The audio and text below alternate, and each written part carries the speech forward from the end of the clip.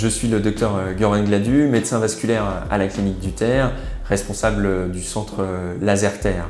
Nous proposons une offre de détatouage pour laquelle notre équipe de professionnels de santé rompus aux techniques de dernière génération utilise un laser picoseconde triple longueur d'onde.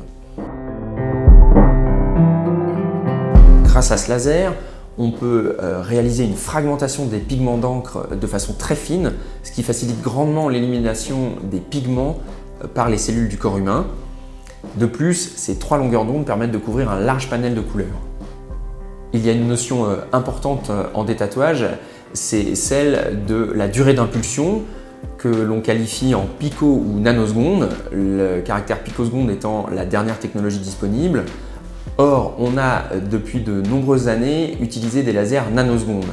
Ces lasers nanosecondes avaient pour effet de fragmenter les pigments d'encre, mais de façon moins précise et donc en laissant des pigments plus gros. Et donc, il pouvait rester de l'encre qui n'arrivait pas à être éliminée par les cellules du corps humain.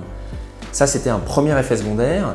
Le deuxième effet secondaire de ces techniques nanosecondes était tout simplement un échauffement de la peau important qui pouvait laisser une cicatrice qu'on appelle l'effet fantôme ou le ghost effect, ce qui fait que le résultat n'était pas à la hauteur des espérances, ce qui explique l'image péjorative du détatouage laser.